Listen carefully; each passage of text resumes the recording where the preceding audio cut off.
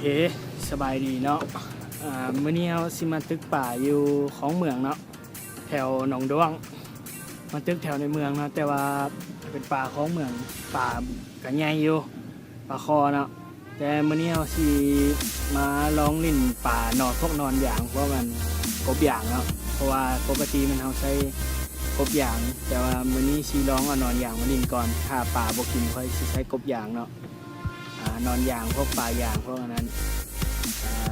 ปลาอยู่เนาะอยู่คลองนี้เคยมาตึกหลายเทื่อเนาะเคยได้หลายเทื่อแล้ววันนี้สิลองเบิ่งว่าสิได้จักโตเนาะลองเบิ่งเนาะติดตามกันเบิ่งเนาะว่าเฮาสิได้จักโต โอเคลองเบิ่งโอเคเนาะแต้มแรกมาแล้วตัวน้อยปล่อยเนาะตึกตัวน้อยปล่อยวันนี้ตัวใหญ่น่าจะเอาอยู่เบิ่งก่อนบ่ใหญ่หลายเนาะ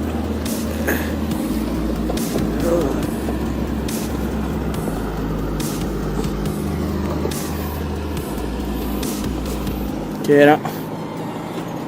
ถ้าติดตามตัวต่อไปเนาะตัวที่สองเนาะถ้าเบิ่งว่าสิได้บ่ตัวแรกตัวน้อยเนาะนี่ใส่เหยื่อนอนหางขาดเหยื่อน้อยหางขาดแต่ว่ายังมีได้ผลเนาะยังได้ผลอยู่ลองเบิ่งว่าสิได้ต่อบ่สิได้อีกตัวหนึ่งบ่ลองเบิ่ง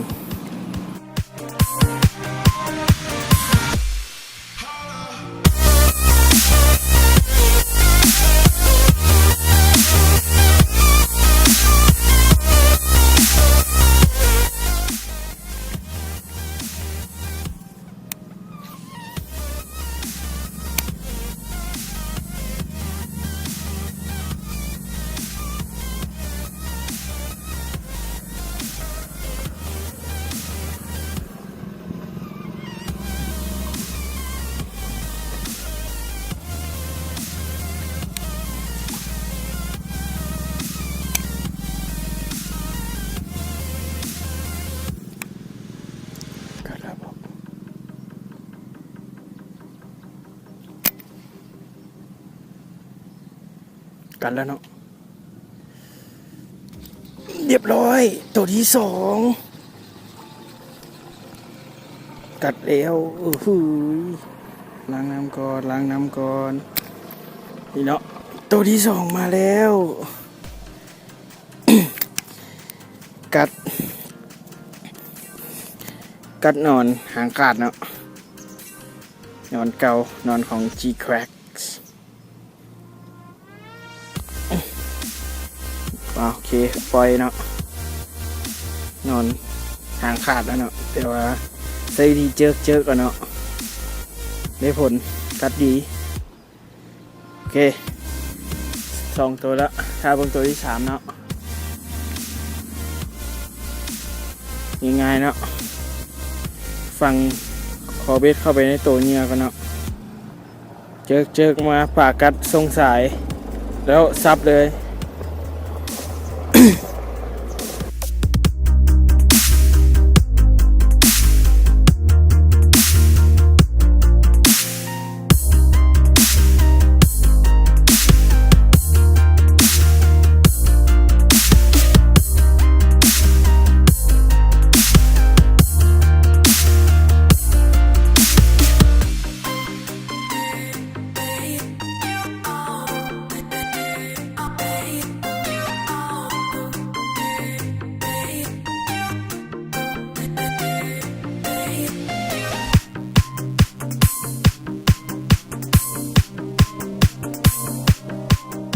โอเคเนาะเปลี่ยนเหยื่อใหม่เนาะเหยื่อนี้บ่อยากกัดปานใด เปลี่ยนใช้ปลาสีทองเนาะปลายางสีทอง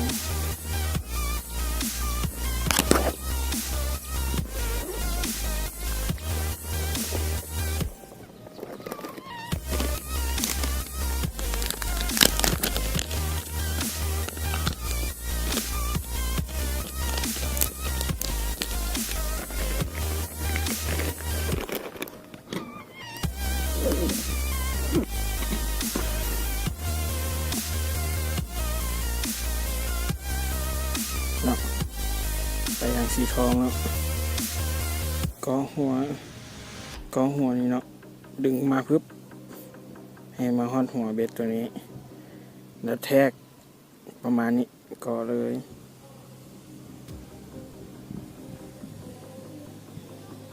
เรียบร้อยเนาะ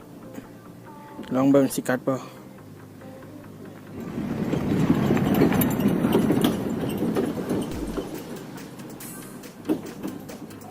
มีปลาคอ2 ตัวอยู่มองนี้เนาะแต่บุกัดเหยื่อ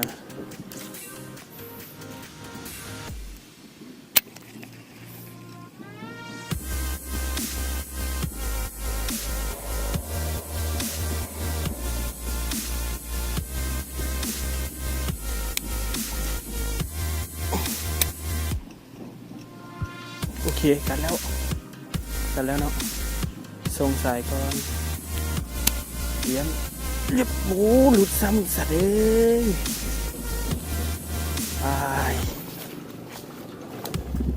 อาจจะกลืนมาทันกลืนลงคอเนาะ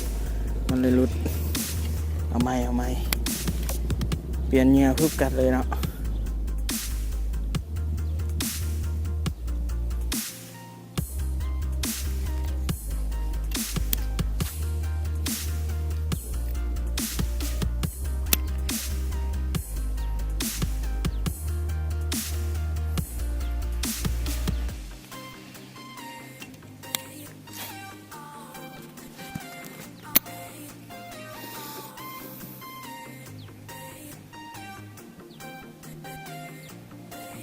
เรียบร้อยกัดแล้วทรงหลายๆพร้อมบ่เตรียมโอ้ยหลุดอีกแล้วเข้าใจเลยว่าเข้าเบ็ดมันบ่เข้าดอก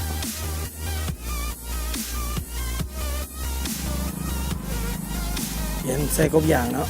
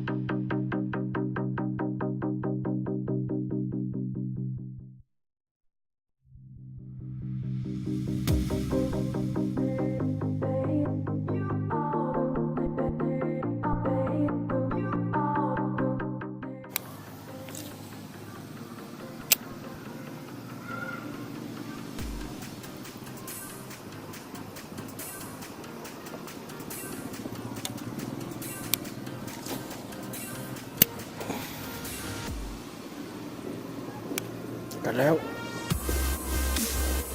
เนาะส่งหลายพร้อมแล้วสับติดแล้วตัวที่3คือปุ๊บป๊าบใหญ่ขึ้นมาตึงเนาะตึงเนาะตัวที่3เนาะกัดกบยางเต็มปากเลยตัวนี้บ่ใหญ่หลายเนาะก็พอได้ พอดีมวนเนาะกัดละทรงยาวๆเลยคือปลดเบ็ดก่อนปลดจังได๋วะ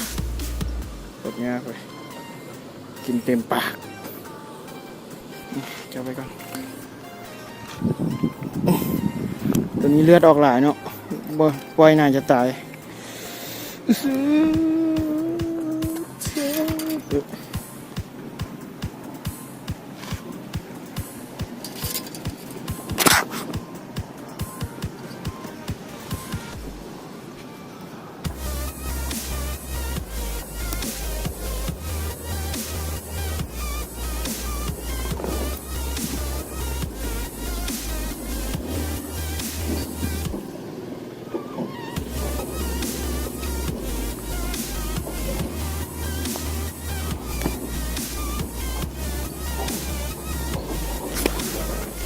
ใส่ครีมเนาะกด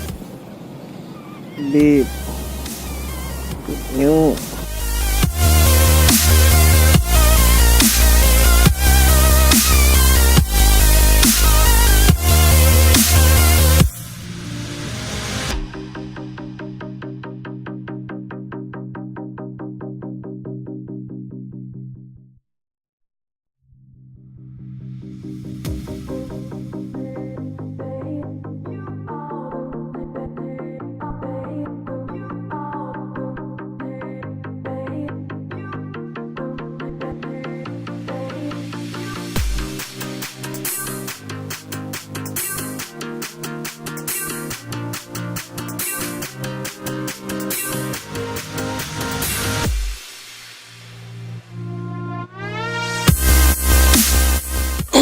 ตัวน้อยเนาะกัดแต่พอ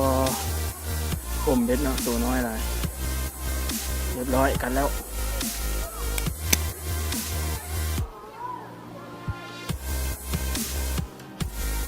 ก็คลายซะเนาะ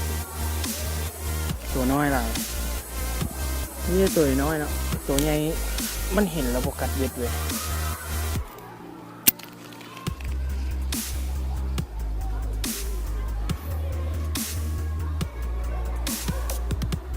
กันแล้วเนาะแล้วสายแล้วพร้อมนั่นสุดบ้าหลุดโอ้ยอาจจะอมเม็ดบ่เต็มเถอะเนาะหลุดได้ยังไง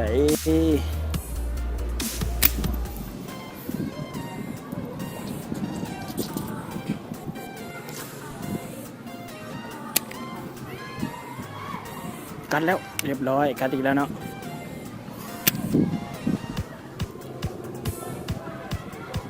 คลายแล้ว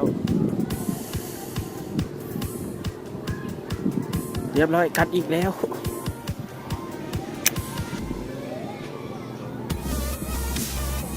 คลายแล้ว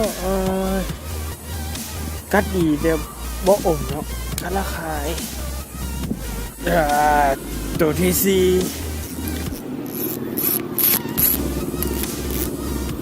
เนาะชัดไปหลุดสัตว์เลยเหี้ยเซา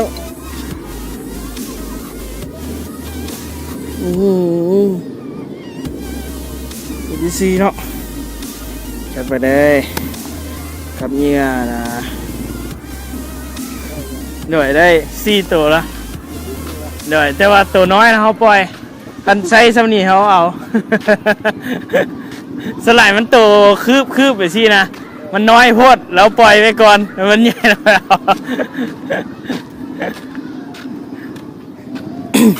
โอเคเนาะนอนกับ2 หางเนาะใส่หัวจิกสีส้มเนาะหากระส่งเงี้ยลงไปได้เลยแต่ลืมเปิดกล้องโอ้ยตัวนี้กับพอดีบ่ถึงขั้นใหญ่หลายแต่โอเคพอดีใส่กำลังงามเก็บเนาะตัวนี้เก็บเนาะ ลงไปห่างขาดเลยโอ้ยนอนห่างก็ใช้ห่างขาดเลยห่างขาดเลยโอเคเราเก็บใส่ถุงเนาะ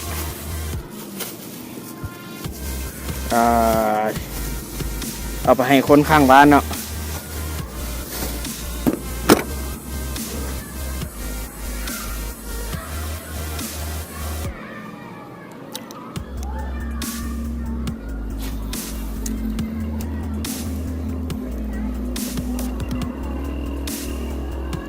เรียบร้อยกัดแล้วเนาะ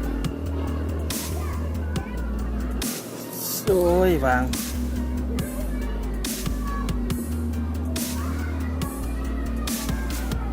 กัดอีกแล้ว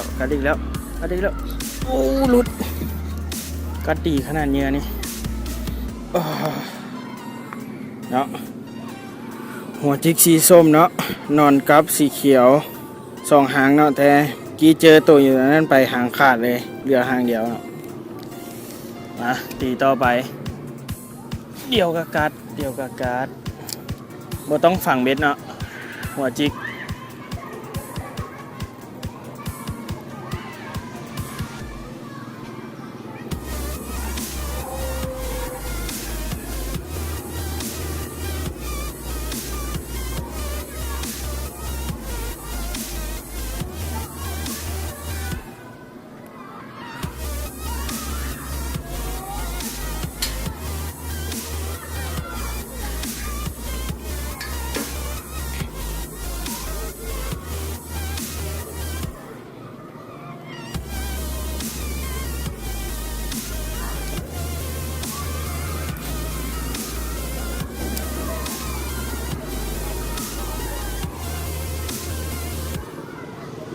หมุนแล้วเจอค่อยๆเนาะให้เหยื่อมันแตกกับพื้นน้ำมะกันแล้ว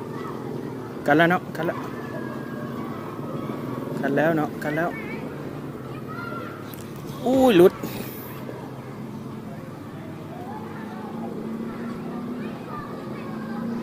กัดอีกแล้วเนาะกัดอีกแล้วส่งก่อนเนาะส่งให้ปลาเกินเหงื่อไปแล้วติดแล้วเนาะโอ้โหตัวที่5เนาะเรียบร้อยโอ้โหเข้าคอเลยตัวนี้เข้าคอเลยเลือดอาบเลย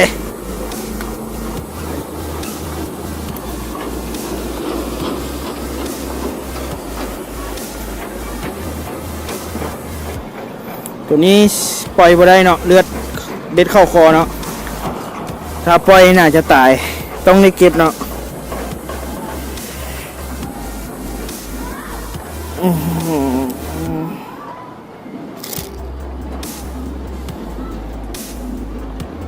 นี่เบิ่งก่อนเบ็ดอยู่ทางใด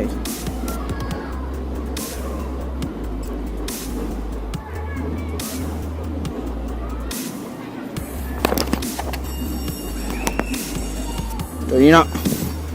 งามแต่ว่าบ่ใหญ่แต่ว่าเก็บต้องได้เก็บเนาะเพราะว่าเบ็ดเข้าคอเนาะเลือดออกหลายเพราะปล่อยไปกระต่ายเนาะต้องได้เก็บโอเคถ้าเบิ่งผลงานตัวต่อไปเนาะโอเคเนาะเริ่มตึกต่อเนาะตีเข้าไปเมื่อกี้เห็นปลาขึ้นอยู่ฮะเนาะเจอค่อยๆเนาะเจอค่อยๆให้ห่างมันเฮ็ดเวียกเองเนาะห่างมันจะพิ้วไปพิ้วมาปลาเห็นปลากัดเองเนาะ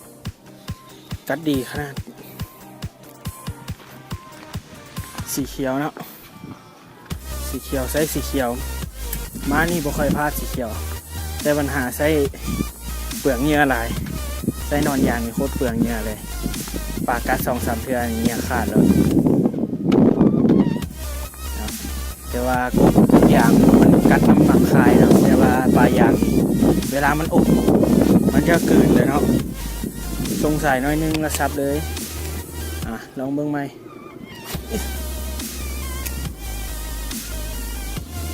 เจอค่อยๆเนาะเอาปลายคันเบ็ดยกขึ้น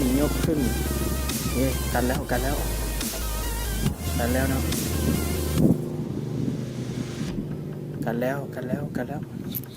เรียบร้อยโอ้ยหลุดตัวน้อยเนาะเหงื่อกับเหี้ยกับขาด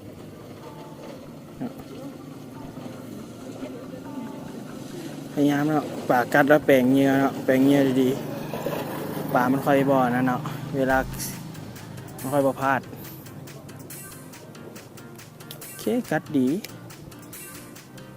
กัดเกือบทุกไม้เลยตีไป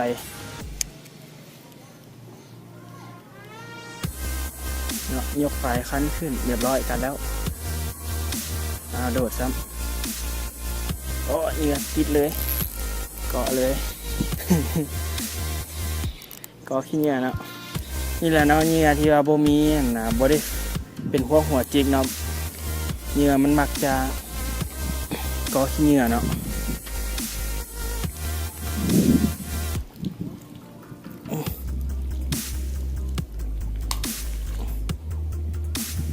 โอเคเอาไม้เนาะเอาไม้ปลาอยู่คลองนี่หลายเนาะแต่ว่าต้อง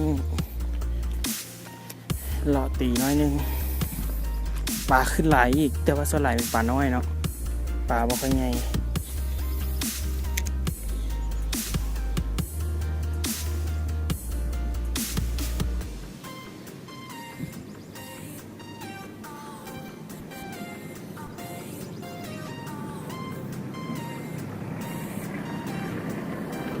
เรียบร้อยการระวังเนาะ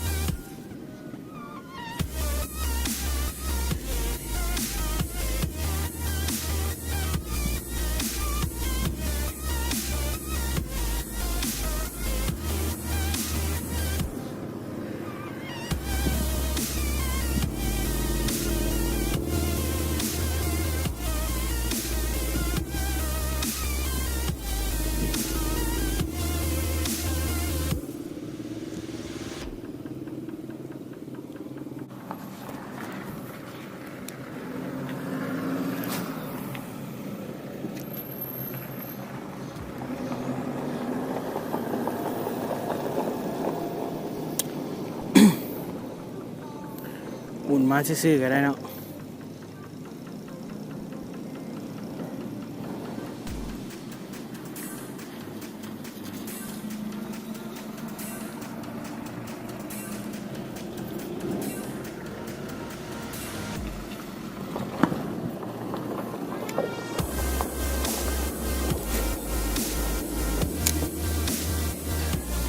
เรียบร้อยกันแล้วเนาะกันแล้วเนาะกันแล้วทรงยาวๆ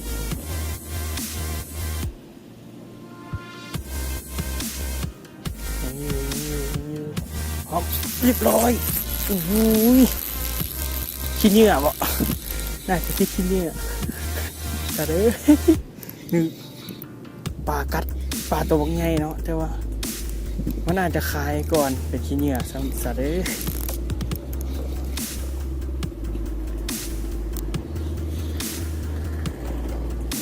เงินบัวได้ขี้เหงื่อแทนปลาแล้วสัตว์เอ้ยปลาตัวใหญ่หลุดซ้ำ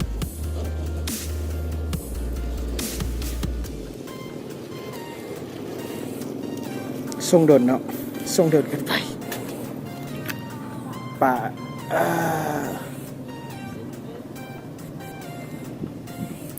อาจจะ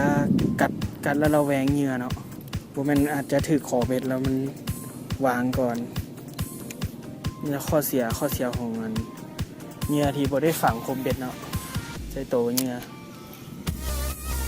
เมื่อกี้โตนี่น่าจะใหญ่โอ้ฟอดขึ้นเต็มเลย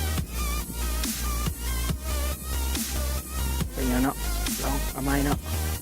เรียบร้อยกัดอีกแล้วยัง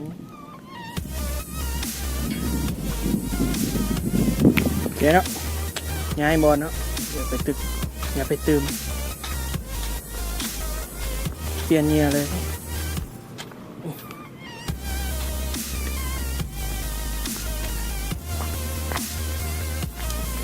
ได้2 ตัวเนาะเนี่ย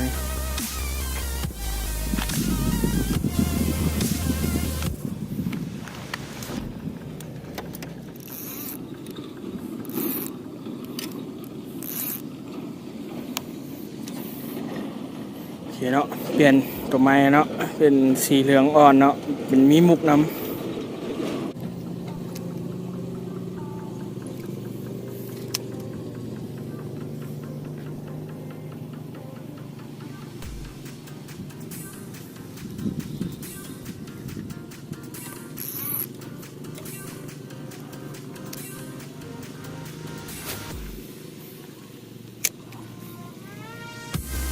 เรียบร้อยเนาะกันแล้วโดดน่าจะกันแล้วถือขอเบ็ดเนาะ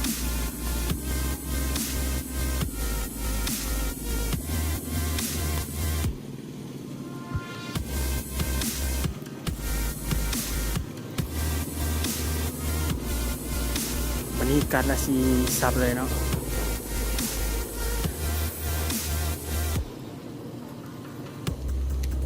เอาไหมโอ้ยเสียดายกินนี่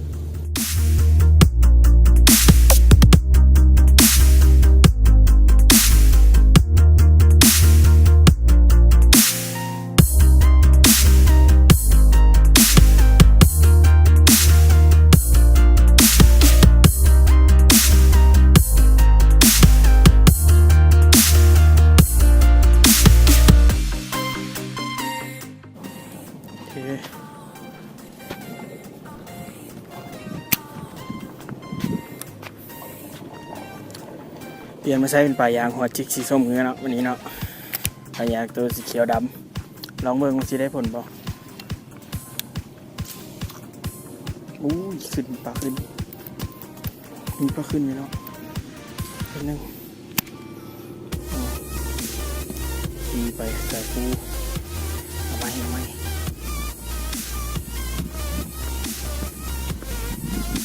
ปลาขึ้นอยู่เอาไหมครับเอาไหม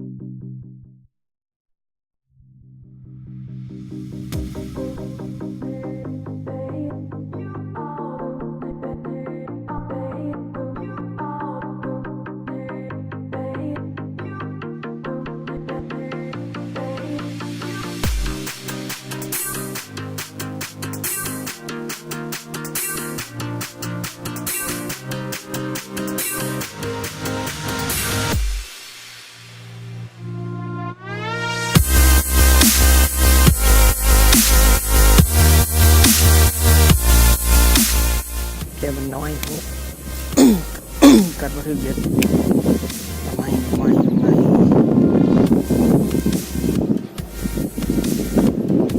เรียบร้อยกันแล้วตัวใหญ่ส่งสายเนาะส่งเข้าไปเรื่อยๆส่งเข้าไปเรื่อยๆเรียบร้อยตัวที่6โอ้เต็มปากเต็มคอเลยสุดยอด ตัวที่6เนาะปลายางนี่เนาะงามๆอีกแล้วกัดพึบทรงสายแล้ววัดตัวนี้โอ้ยเกือบซ้ำแขนอย่างน้อยอยู่เนาะวันนี้มาตามหาตัวซ้ำแขนเนาะเมื่อวานนี้เห็นรุดไปโคตรใหญ่เลยเจอกัดไปแล้วปลารุดตัวโคตรใหญ่เลยวันนี้มาซอกตัวใหญ่ๆเนาะ โอเคเดี๋ยวปลาใส่ถุงกัน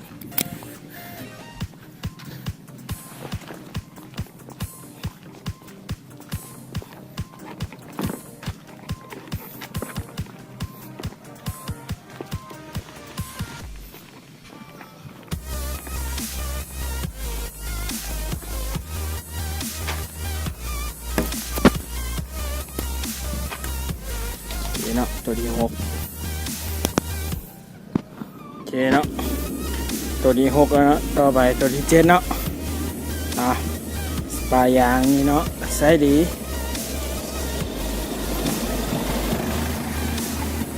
กันเนี่ยดีเนาะหัวจิกสีส้มบุญพลาดกันแล้วที่จริงแล้วซับเลยก็ได้แต่ว่าถ้าสมมุติแม่นเขาตึกแล้วได้อยากได้ผลแบบว่าป่าบรุษแม่นให้ทรงสายกว่าเนาะ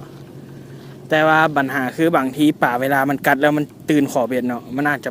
โดดหรือว่ามันอาจจะวางเหยื่อก่อนมันคลายเหยื่อก่อนเนาะ แต่ก็ต้องเบิ่งก่อนเนาะบางทีมันกัดแล้วมันบอระแวงเขากัดทรงก่อนเพื่อจะได้ผลเนาะแต่ดีแท้สมมุติผู้ใดตึกปล่อยเนาะแม่นกัดพึบแล้วซับเลยเพราะว่าเบ็ดมันค่อยยิบเข้าคอเนาะปลามันค่อยบ่ตายเนาะโอเคเดี๋ยวตึกตัวต่อไปเนาะถ้าลุ้นเบิ่งว่าตัวที่7สิมีบ่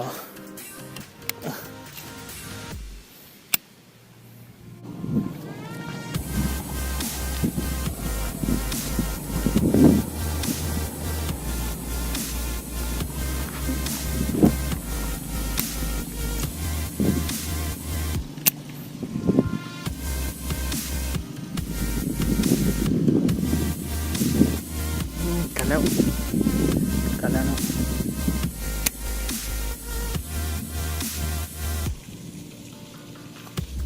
หลุดคลายก่อน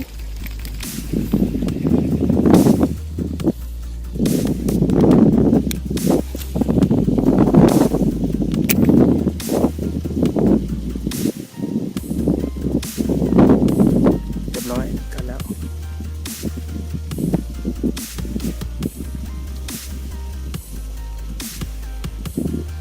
คลายแล้วเนาะ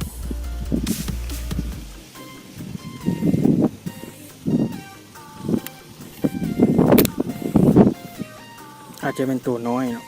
ปกติตัวใหญ่กัดแล้วมันจะอมก่อนเนาะแต่ตัวนี้อาจจะกัดแค่หาง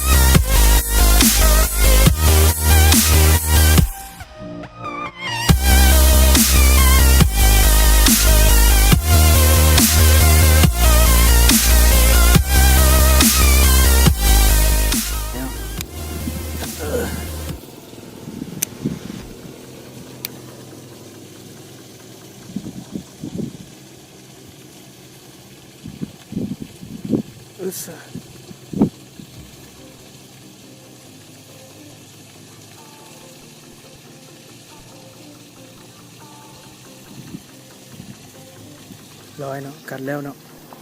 กัดแล้วโอ้ขายซ้ำตัวน้อย เอาไหมเฮ้ยกัดแล้วตัวใหญ่เนาะโอ้โหโดดเลยกัดแล้วถือผมเบ็ดอาจจะตื่น เนาะ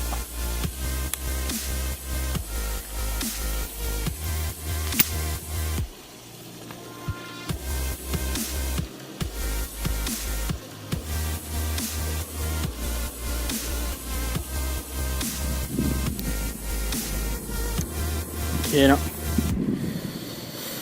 วันนี้เปลี่ยนมาใช้สปินนิ่งเนาะใช้เงี้ยตัวกับเนาะนอนกับใช้ดีเพื่อนเนาะลองเบิ่งอีกครึ่งชั่วโมงก็น่าจะกลับแล้วเพราะว่าเหลือเวลาน้อยเดียวเนาะได้6ตัวแล้วเนาะถ้าเบิ่งตัวดีเจนเนาะว่าสิมีผลงานบ่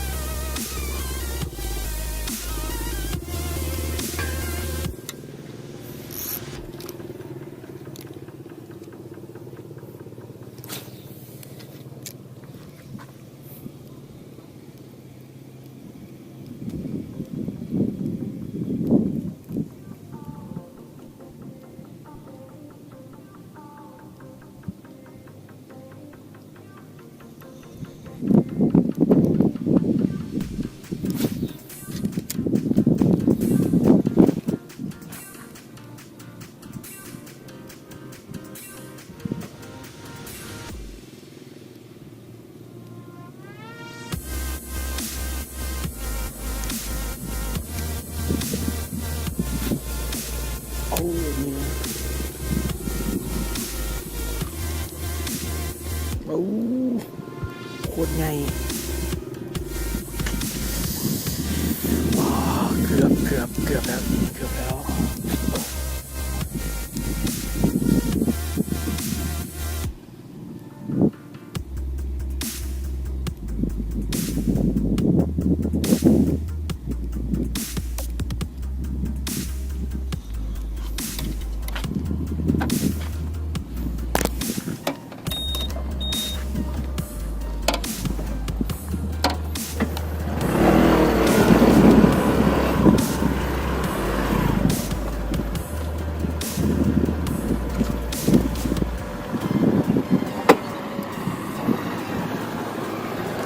ฉันเหนื่อย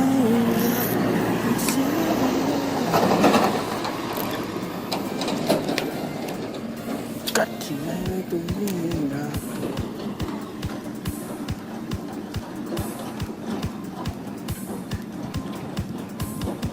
เรียบร้อยกัดแล้วเนาะ พร้อมเลยจัดการตัวที่7เรียบร้อยว้าวเนาะตัวที่7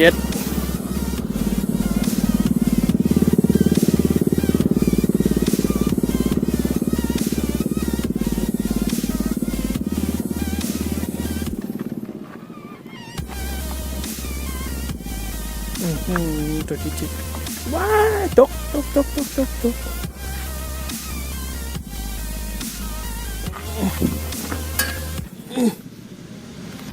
ตัวนี้ปล่อยเนาะพอเบ็ดบ่ได้เข้าคอแล้วก็ตัวน้อยอีกปล่อยไปเนาะโอเคบ๊ายบายเจอกันไหม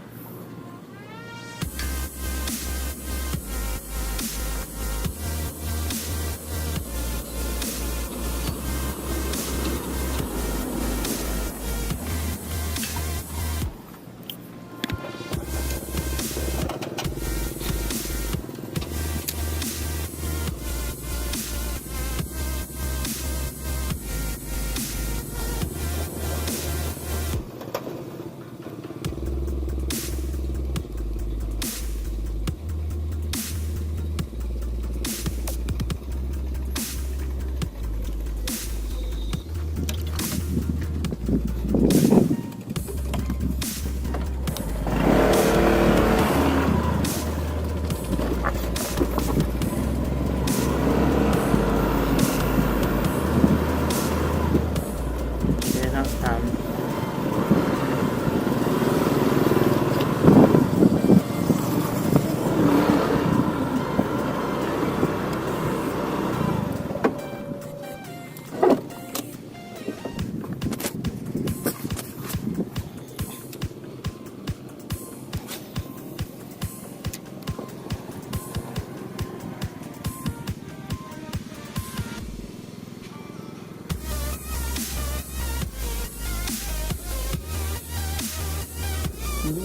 โคตรใหญ่ตื่นแ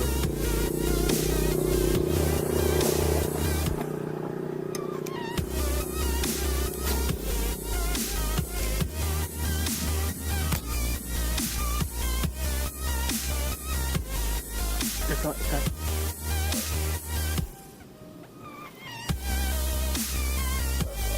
ันแล้วเนาะกันแล้ว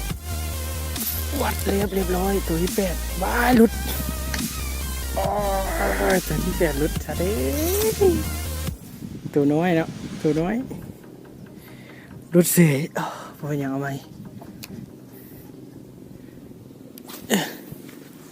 เอาไหมนะเอาไหมหลุดเสีย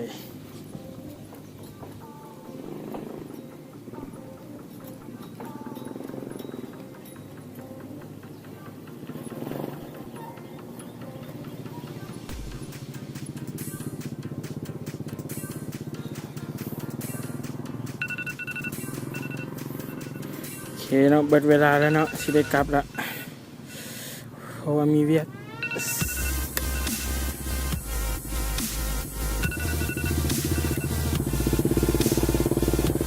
อ๋อโอเค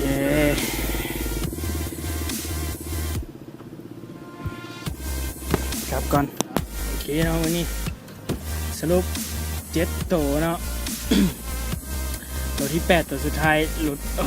วันนี้ป่าหลุดโคตรหลายป่ากัดกันหลายโอเคเนาะเอาไว้มื้อหน้าเนาะวันนี้เวลาเปิดแล้วเนาะเอาไว้โอกาสหน้าไปมาตึกใหม่วันนี้ตัวใหญ่